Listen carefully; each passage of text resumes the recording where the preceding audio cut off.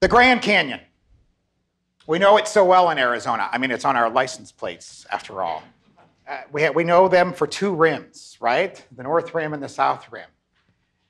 Have you ever been down to the bottom of the Grand Canyon, to the river, the Colorado River, as the two cliffs tower a mile above you down here in the bottom of the canyon?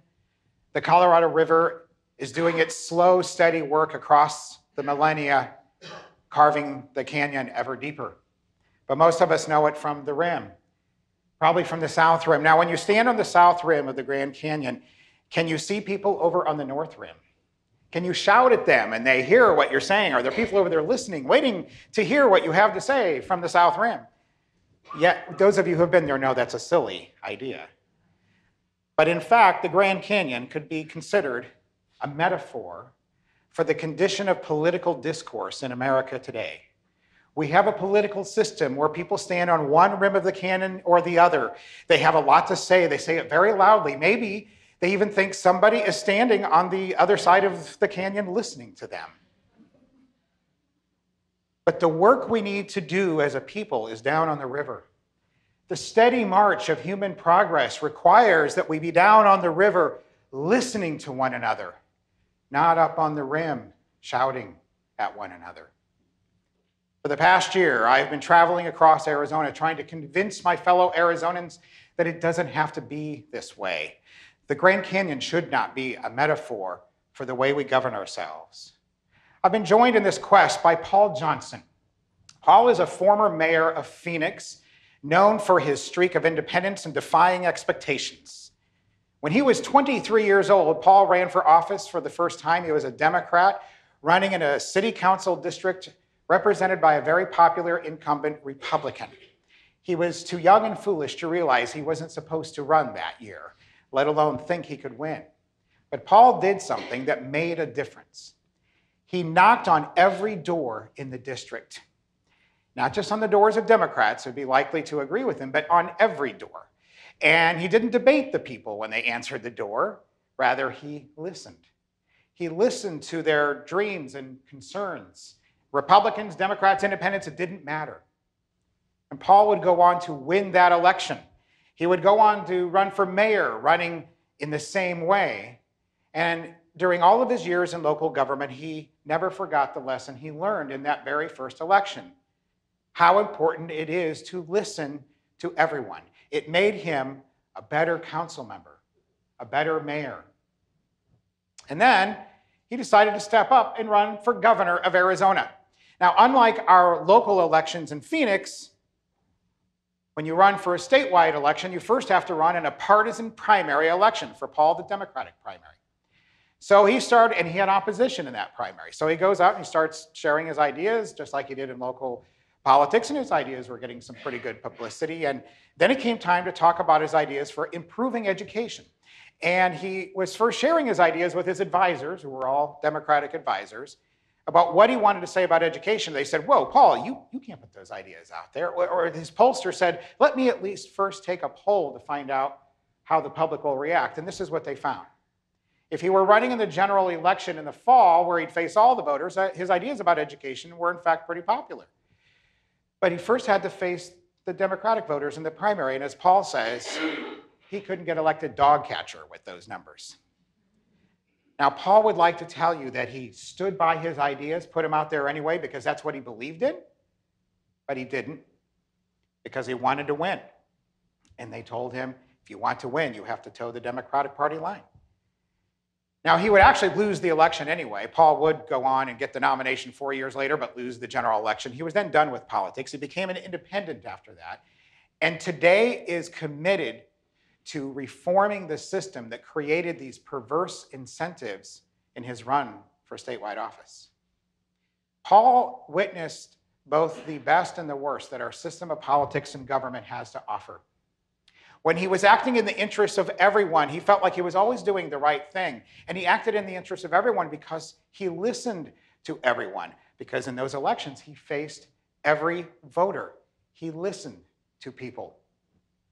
But that's not what our system promotes today. Our system promotes standing on one rim of a canyon and only people on your rim need listen to you.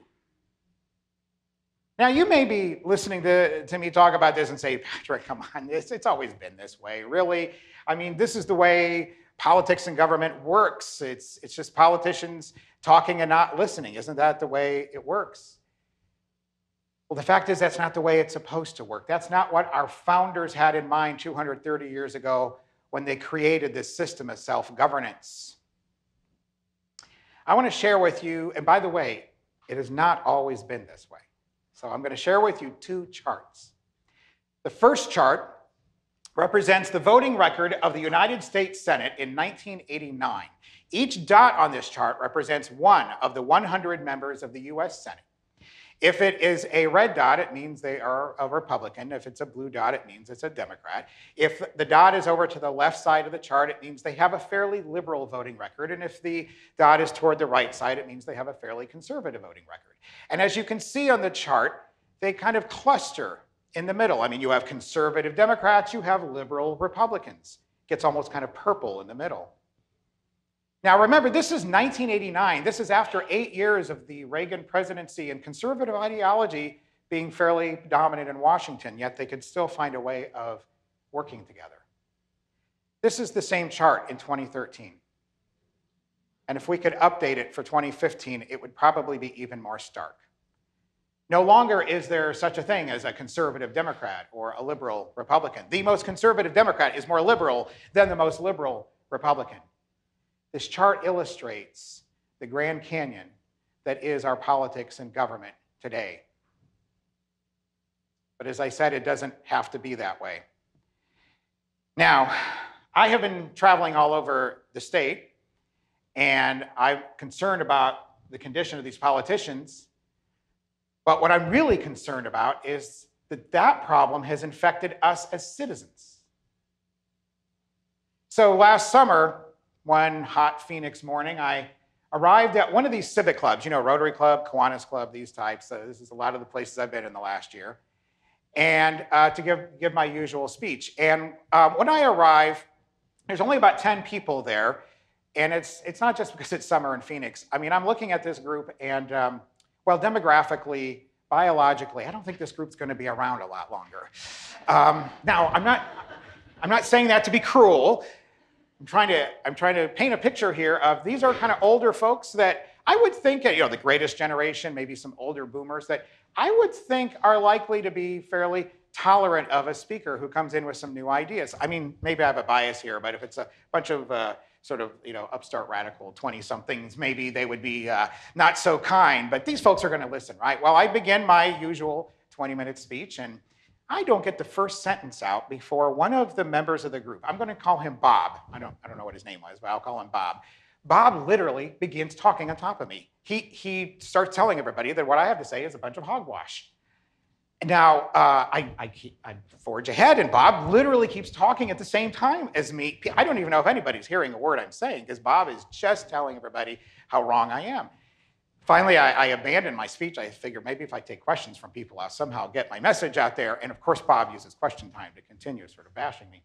Now, my point here isn't that Bob needed to agree with me or that I had any chance of persuading Bob any differently, but why was it that Bob thought I shouldn't even be heard by everyone else?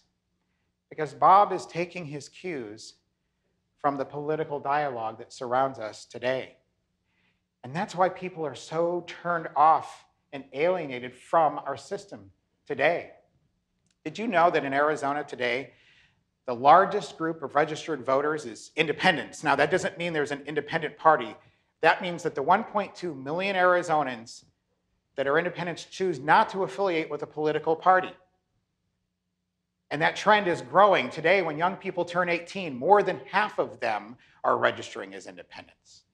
People are doing this because they're rejecting this polarization. They don't want to be a part of this toxic partisanship. Now, there is a problem with these people who are registering as independents, and that is when they become independents, they reduce their power as citizens. Now, why is that?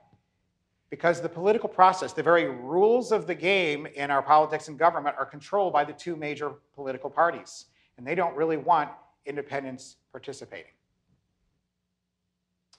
So is there anything that we can do about this? Well, I believe there are plenty of things we can do about this, and I'm going to share with you today 3. Let's begin with changing the rules of the very election process itself, wresting control of the election from the parties, taking them back as citizens, creating incentives so that when people like Paul Johnson want to do the right thing, it is a recipe for electoral success instead of a guarantee of defeat.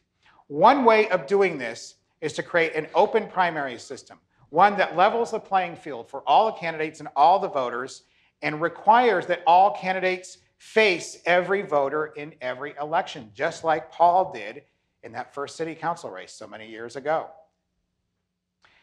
What this does is this changes the incentives. Now, if you're in business, you know that incentives matter. That's why we have so many coupons and buy one, get one, and these offers all over the place, because they motivate consumer behavior.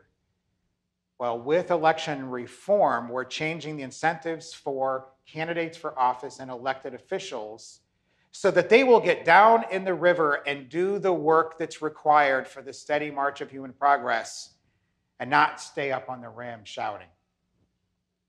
But there's another thing that we need to do in order to make this work. And I say we, I mean all of us as citizens. We need to stop rewarding these elected officials and these candidates when they engage in polarization. We need to reward people who govern, who get down in the river and do the hard work instead of standing up on the ram. I worry that even if we reform the system, if we as citizens don't do our job and pay attention and reward the right behavior, it might not work. And that leads me to the third thing, and this is really the most important for us here today. And once again, it comes down to us as citizens. We need to be aware and involved. We need to stay engaged in the political process.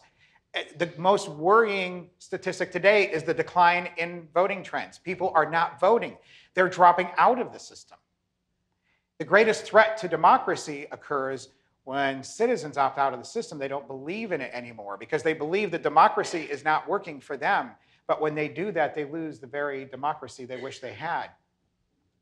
Now, it is a good sign, this 2016 presidential race, that people are very engaged and involved, and they're talking about it everywhere. But we need this in every election. We need to stay involved in the process so that we can find more Paul Johnsons out there who will do the right thing and do the work in the river. Now, let me illustrate this with another story. A couple of weeks ago, literally as I'm preparing for this, I'm driving along one of our major arterial streets here in the valley, with 2 lanes on each side, and I'm approaching the intersection, and the light turns yellow. I'm able to stop, the car next to me stops, but a couple of vehicles rush on through the intersection. One of them is a truck, a pickup truck, carrying a bunch of those wood pallets. And one of the pallets falls off the back of the truck. Now, he drives on, oblivious probably to the fact that he lost his pallet. And it doesn't block the whole intersection, but it is blocking the right lane so that when the light turns green again, the person to the right of me will not be able to proceed beyond the intersection. Just as I noticed this, I see an SUV who is going to turn right into our street from the cross street, veer around the wood pallet, pull over to the side of the road. Driver gets out, runs to the intersection, pulls the pallet over to the side of the road, jumps back in his SUV and drives on. Now, that SUV driver didn't have to do that. He was able to get around and go on fine. I'm sure he had a lot to do that day, but he took maybe 12 seconds of his day to do something that wasn't about him. It was about helping the rest of us. And I thought, gee, you know what? That's what citizenship is. That's what we do when we are citizens. We take a little bit of time out of our busy day and our lives and think about what we share in common, what we're trying to do in common, whether it benefits us personally or not. That's how we stay engaged. By the way, I caught up with the SUV driver down the street just a little bit, and I kind of had to laugh when I saw his license plate. He was from Canada.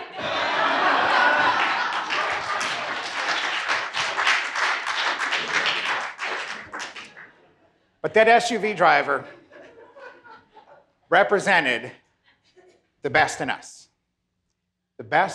us as citizens. When we take the time to look out for one another and listen to one another, we can change the political system. This is what the founders had in mind when they invented this system 230 years ago. They created our constitutional system to prevent the very polarization we're experiencing today. They created a system that was intended to promote political tolerance and compromise.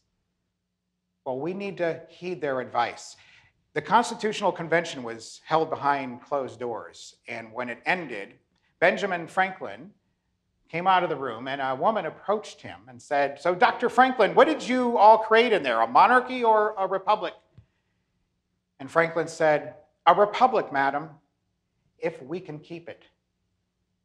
Franklin knew it's up to us. It's up to you. It's up to me. What are you going to do? Are you going to camp out up on the rim of the canyon? Or will you join me and jump into the river? Thank you.